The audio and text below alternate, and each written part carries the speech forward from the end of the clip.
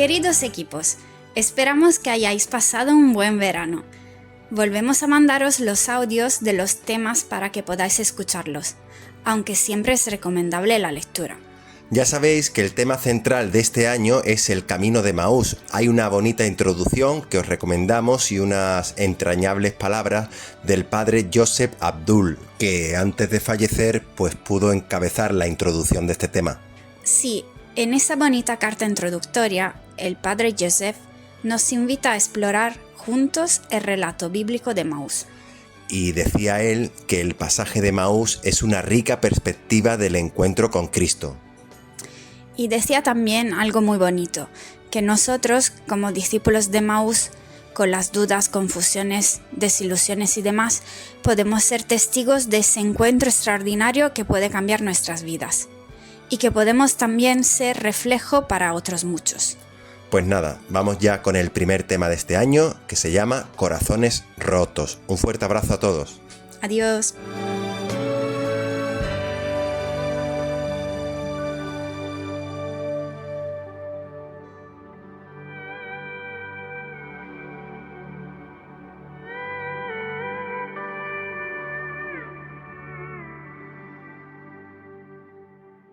Primera reunión.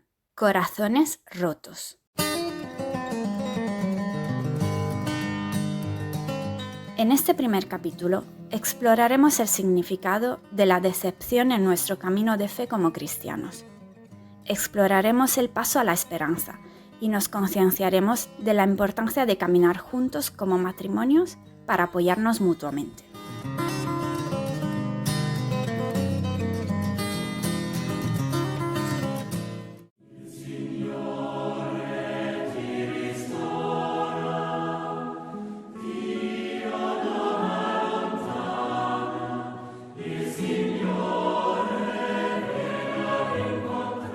Aquel mismo día, dos de ellos iban caminando a una aldea llamada Emaús, distante de Jerusalén unos 60 estadios.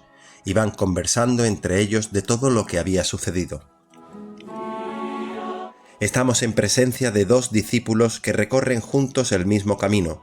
Sabemos que uno de ellos se llama Cleofás, pero el otro no tiene nombre, así que podría ser cualquiera de nosotros. Para saborear toda la riqueza espiritual de estos dos versículos de Lucas, vamos a recorrer el mismo camino con estos dos discípulos. Comencemos recordando brevemente el contexto de este pasaje evangélico. En el capítulo anterior tenemos el juicio de Jesús, su condena por Pilato, luego la pasión, muerte y sepultura. El capítulo 24 concluye el Evangelio de Lucas y abre el libro de los Hechos. Este mismo capítulo comienza diciendo que el primer día de la semana, al amanecer, las mujeres fueron al sepulcro, llevando los aromas que habían preparado. Encontraron corrida la piedra del sepulcro y entrando no encontraron el cuerpo del Señor Jesús. Queda patente todo lo que remite a la muerte al final de una historia. No hay lugar para la esperanza. Luego viene el encuentro de las mujeres con los dos ángeles. Según la tradición judía, tenían que ir al sepulcro a ocuparse de un cadáver que habían visto con sus propios ojos en la cruz. Lo que no esperaban en absoluto era esta pregunta: ¿por qué buscáis entre los muertos al que vive? No está aquí, ha resucitado. Contaron a los apóstoles lo que habían visto y oído, o mejor dicho, lo que no habían visto, pero sus palabras parecían un delirio, una ilusión. Nadie las creyó. El propio Pedro fue al sepulcro, vio solo los lienzos en el sepulcro vacío y volvió a casa admirándose de lo sucedido. Pues bien, ahora os proponemos que nos detengamos, bajemos el ritmo de nuestra vida cotidiana y nos demos un tiempo con estos dos discípulos. El camino de Emaús es en primer lugar una ruta en sentido geográfico, aunque sea difícil decir dónde se encontraba la antigua aldea de Emaús. Pero es también y sobre todo un itinerario espiritual para cada uno de nosotros. Desde la resurrección de nuestro Señor, todos los senderos que tomamos en la vida pueden convertirse en caminos de Emaús, donde el Señor resucitado quiere salirnos al encuentro. Pongámonos al lado de los discípulos de Emaús. Acompañemos a estos dos peregrinos en su trayecto que se convierte en el nuestro en la fe. Intentemos estar presente en el acontecimiento y hacer nuestro el lugar. Tomemos el camino que va de Jerusalén a Emaús. Unámonos a estos discípulos en sus pensamientos, también en sus emociones.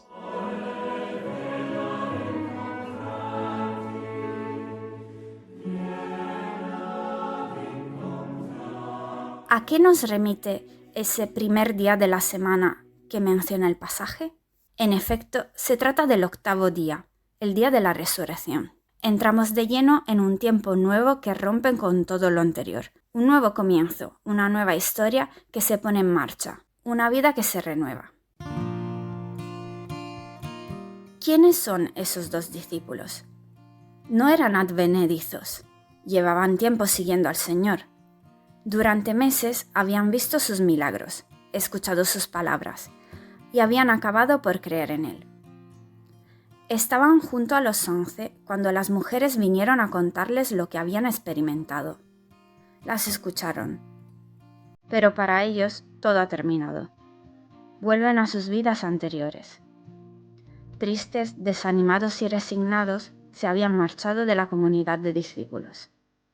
Les resultaba difícil comprender, creer, volver a tener esperanza. Era más fácil volver atrás y alejarse lo más posible de Jerusalén. Incluso estaban dispuestos a ir a contramano de sus deseos más profundos.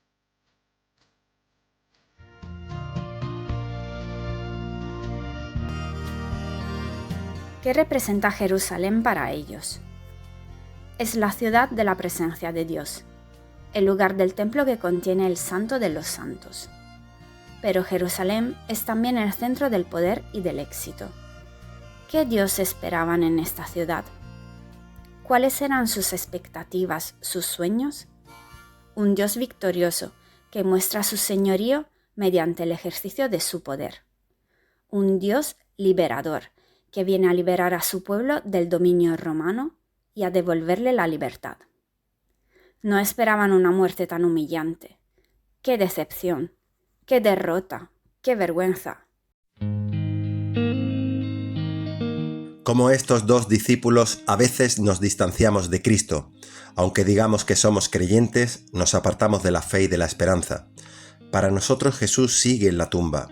Nos volvemos tibios. Nuestro fervor, nuestro entusiasmo, nuestra pasión quedan en un recuerdo lejano. Si examinamos nuestra propia concepción de Dios, para nuestra sorpresa podemos descubrir que hemos construido imágenes falsas de Él. Algunos se aferran a un Dios todopoderoso, pero con una comprensión de su poder que lo reduce a un ser intervencionista, que cortocircuita los acontecimientos con los que se teje nuestra historia para hacernos la vida dichosa y fácil, protegiéndonos de todo tipo de sufrimientos. Otros se rebelan contra la imagen de un Dios espectador que abandona a los seres humanos a su suerte, demasiado lento en responder a los clamores de su pueblo para poner coto al poder del mal. Un Dios que calla ante el sufrimiento, profundamente ausente. Otros buscan más bien a un Dios mago que responde inmediatamente a los deseos de sus hijos porque es bueno, sumamente afectuoso, amoroso. Algunos sienten miedo de la imagen de un Dios que nos persigue para juzgar nuestras acciones, incluso nuestros pensamientos, castigándonos luego. Todas estas imágenes falsas y mucho más están preconcebidas en nuestra mente, fruto de la historia personal de cada cual. Pueden impedirnos el encuentro con el Señor en el que pedirle la gracia de revelarnos su verdadero rostro. Solo en la intimidad de un encuentro personal, nuestro Dios nos mostrará su rostro y su modo de actuar en nuestra vida. Si Cristo no hubiera salido al encuentro de los discípulos, sin duda habrían seguido su camino y desaparecido en el anonimato. Pero Cristo, con su corazón inflamado de amor, se acercó a ellos. Este encuentro personal con Él les cambió la vida. El gran teólogo jesuita François Barillon escribió: «No es todopoderoso Dios, sino su amor. Descubriremos su amor a través de todas las heridas que le causamos y que Él no cesa de perdonar».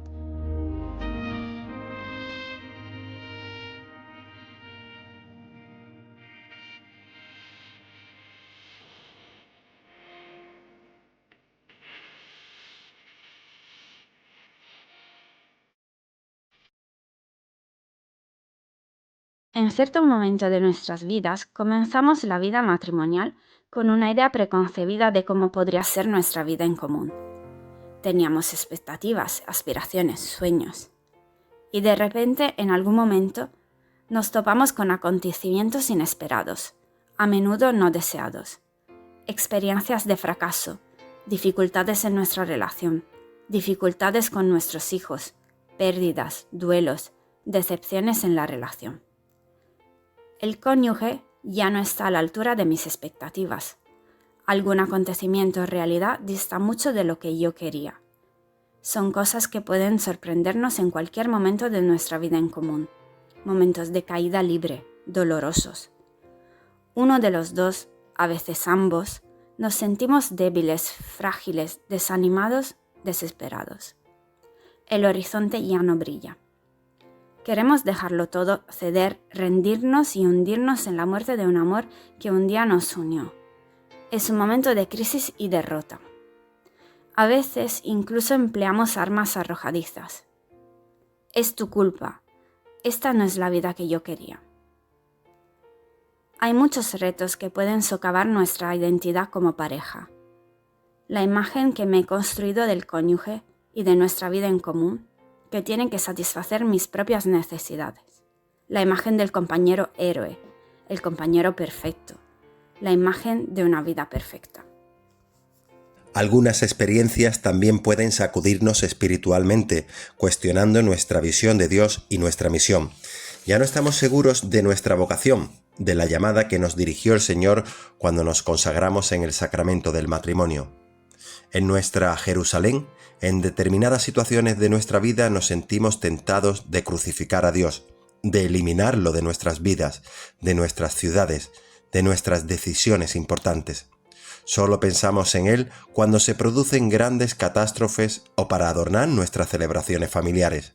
Este es el drama que acaba de revelarse en el camino de Emaús.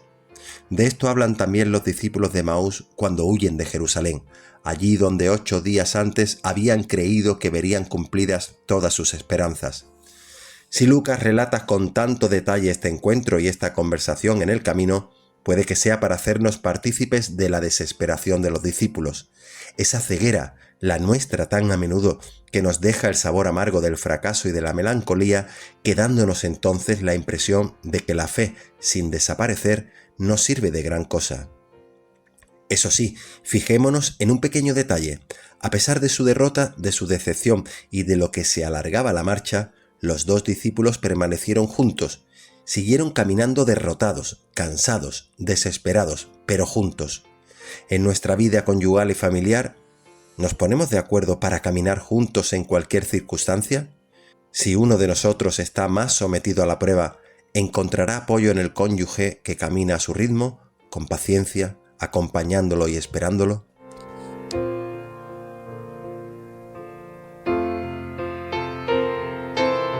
Y el mundo en el que vivimos. Un mundo que se hunde cada vez más en tinieblas de toda suerte.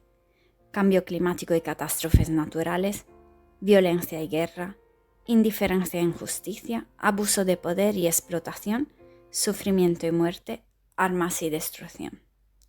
Una lista interminable que no genera más que angustia, miedo, desánimo y decepción. ¿Cuál sería nuestra postura ante estas dolorosas realidades? ¿Indiferencia o compasión? ¿Pasividad o compromiso? Ante la indigencia estamos llamados a intervenir. Contemplemos los ejemplos de personajes que creyeron en la fuerza del amor, no del que nace de nuestros propios esfuerzos, sino del que extraemos de la fuente de todo amor.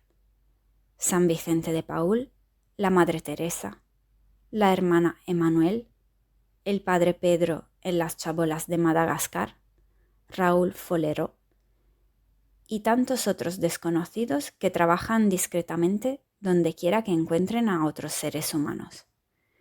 Un alma que se eleva a sí misma eleva al mundo. Un gesto hecho con amor y ternura contribuye a una nueva creación. Esa es nuestra esperanza. Todos estamos interconectados. Dejémonos interpelar por la imagen de las gotas de agua que juntas forman un océano.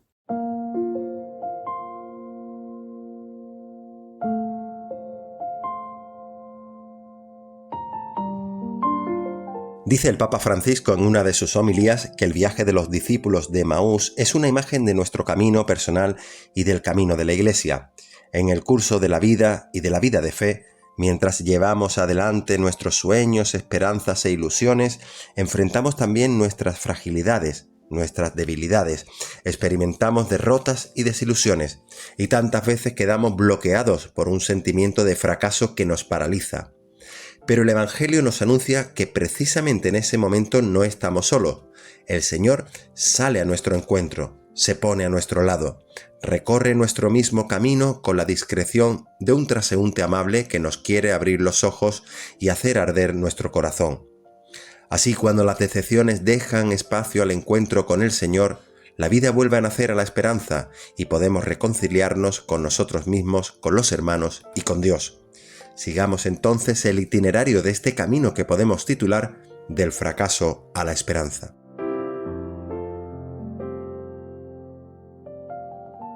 En primer lugar está el sentimiento de fracaso que anida en el corazón de estos dos discípulos después de la muerte de Jesús. Habían perseguido un sueño con entusiasmo. En Jesús habían puesto todas sus esperanzas y sus deseos. Ahora, después de la escandalosa muerte en la cruz, le dan la espalda a Jerusalén para volver a casa, a la vida de antes. El suyo es un viaje de regreso, como queriendo olvidar aquella experiencia que ha llenado de amargura sus corazones. Aquel Mesías condenado a muerte como un delincuente en la cruz. Vuelven a casa abatidos, con el semblante triste. Las expectativas que se habían creado quedaron en nada. Las esperanzas, los sueños que habrían querido realizar, dejaron paso a la desilusión. Esta experiencia que atañe también a nuestra vida es algo que nos sucede cada vez que nuestros ideales afrontan las decepciones de la vida y cuando nuestros planes caen en el olvido por culpa de nuestras fragilidades. Cuando empezamos proyectos de bien pero no tenemos capacidad de llevarlos a cabo. Cuando en las actividades que nos ocupan o en nuestras relaciones experimentamos una derrota, un error, una caída. Esto sucede mientras vemos derrumbarse aquello en lo que creímos o con lo que nos comprometimos, y también cuando nos sentimos bajo el peso de nuestro pecado y del sentimiento de culpa.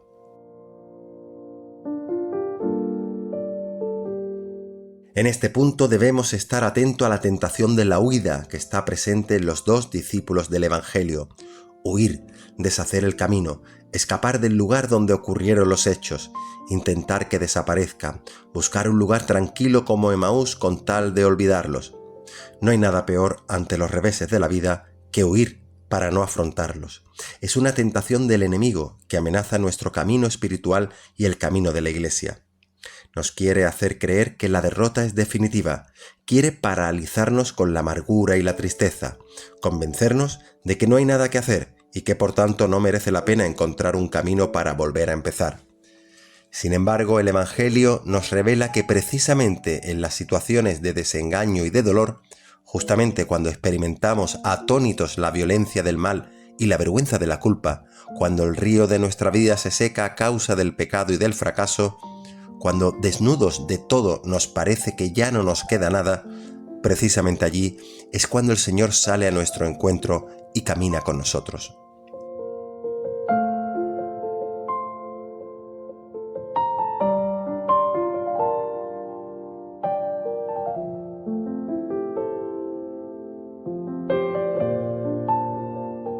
Vamos a escuchar ahora un mensaje de esperanza del Padre Caffarel a todos los matrimonios desunidos.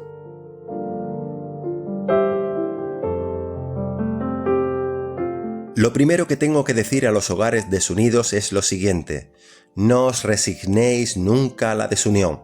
No hay que olvidar que contraer matrimonio es comprometerse a no dejar nunca de desear y perseguir una unión total.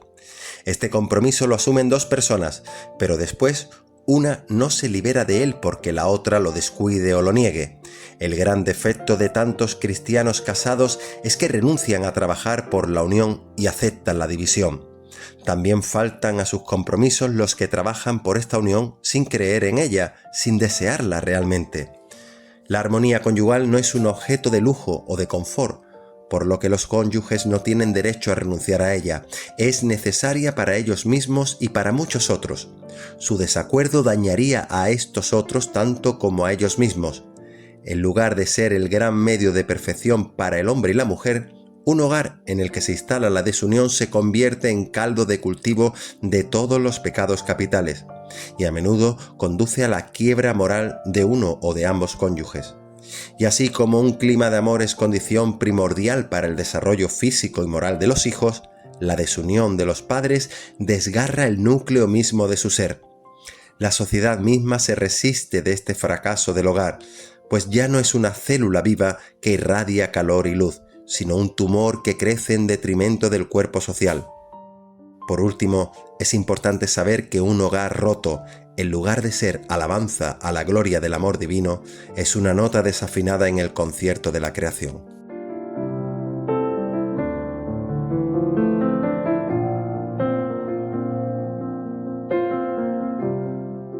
Testimonio.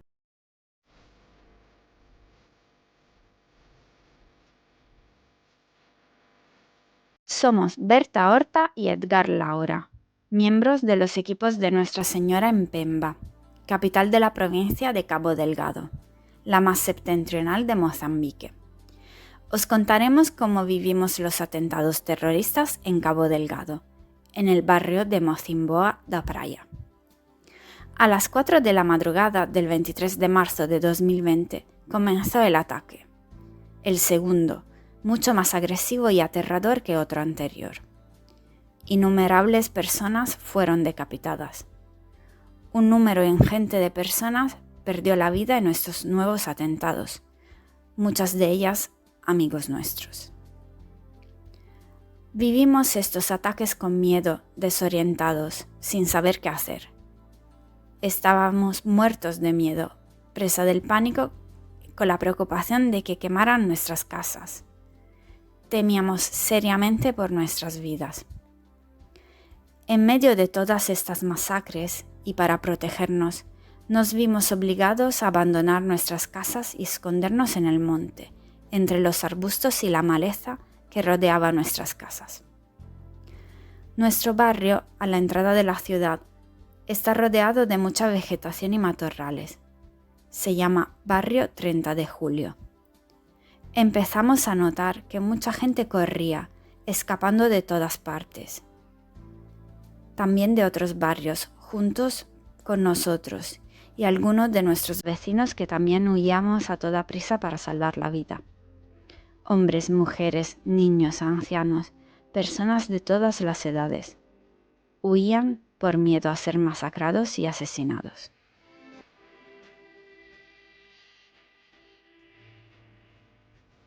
Al día siguiente, todavía escondidos, conscientes del gran peligro que corríamos, tuvimos que tomar la decisión de nuestras vidas. No teníamos más remedio que tratar de escapar del pueblo y ponernos a salvo. En medio de tanta angustia, pavor y terror, damos gracias a Dios porque a pesar del miedo, del susto y de todo lo que pasamos, no ocurrió nada grave a nuestra familia ni a las personas que estaban con nosotros. Todos los días, a todas horas, damos gracias a nuestro buen Dios. Tuvimos que dejarlo todo atrás, todo lo que habíamos adquirido a lo largo de los años en los que habíamos trabajado en el norte. Solo pudimos llevar con nosotros algunos documentos personales y nuestra ropa, porque los pocos coches que había no tenían espacio suficiente para transportar más que a otros fugitivos como nosotros. Así que tuvimos que dejar atrás todo lo que teníamos. Cuando llegamos a Pemba, gracias a Dios y a la preciosa ayuda de nuestros queridos hermanos y hermanas de los equipos de Nuestra Señora, pudimos seguir poco a poco con nuestras vidas y superar todo el terror que habíamos experimentado. En Pemba nos acogieron calurosamente y nos alojaron en casa de mi suegra, los padres de mi mujer Berta. Vivimos en un espacio muy exiguo, pero muy seguros. Gracias a la inestimable ayuda de nuestros queridos hermanos y hermanas equipistas, conseguimos superar poco a poco las dificultades y los traumas vividos. Su apoyo ha sido incondicional, fundamental. En el equipo que nos acogió, los consejos, lo que compartieron, la fraternidad y la amistad que recibimos, fueron una gran fuerza para ayudarnos a superar las dificultades que encontramos. Y poco a poco pudimos reconstruir y recuperar nuestras vidas. Cuando lo perdimos todo, tuvimos que empezar de cero. No fue nada fácil. Damos gracias a nuestro buen Dios porque ya hemos conseguido que trasladen mi lugar de trabajo a la ciudad de Pemba, donde estoy oficialmente y definitivamente. Tratando de avanzar poco a poco, vamos construyendo nuestra nueva casita para instalarnos y tener nuestro propio espacio familiar. No hemos vuelto a Cabo Delgado desde que llegamos a Pemba. Confesamos que tenemos miedo, ni siquiera sabemos si un día volveremos. No queremos ni imaginarnos cómo están las propiedades que tuvimos que dejar atrás, en qué estado se encuentran ahora, incluso si todavía existen. Poco a poco, con la gracia de Dios, con la ayuda de nuestra familia y de nuestros hermanos de los equipos de Nuestra Señora, nos abrimos paso y superamos los traumas vividos, reconstruyendo poco a poco nuestra nueva vida. Berta y Edgar.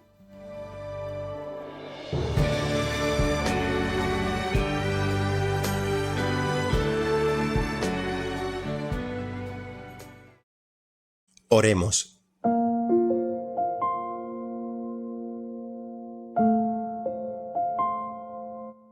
También hoy, Señor, nos acompañas en itinerarios humanos que tantas veces se parecen al camino de Emaús. También nosotros tenemos la impresión de vagar por senderos oscuros en los que no sabemos a qué aferrarnos. Como los discípulos, no siempre sentimos tu presencia en nuestras vidas, en nuestros sufrimientos, en las decepciones y en el desaliento.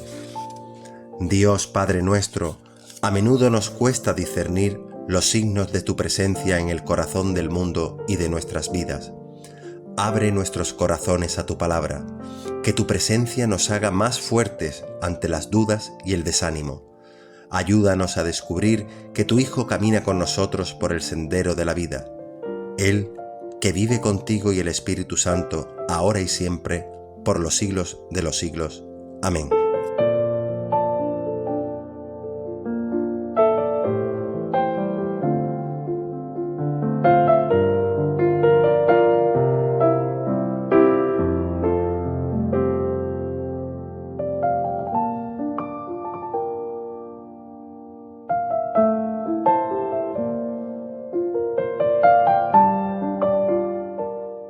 Para la sentada recordemos que en los momentos difíciles que pueden surgir en nuestra vida matrimonial, ¿cuál es nuestra relación con Dios? Como los discípulos de Emaús, ¿le damos la espalda y damos un paso atrás en nuestra fe? ¿Nos atrevemos a expresar nuestras decepciones y fracasos en la confianza? ¿Cuáles son los obstáculos que pueden ahogar esta confianza? Durante el viaje que emprendemos juntos, ¿dejamos espacio para expresar nuestras emociones y comunicar hondamente nuestras experiencias personales? ¿Dejamos espacio para hacerlo con nuestros hijos? ¿En qué medida nuestra acogida y nuestra escucha están marcadas por un profundo respeto del ser del otro, criatura sagrada, creada a imagen de Dios y digna de todo valor y aprecio?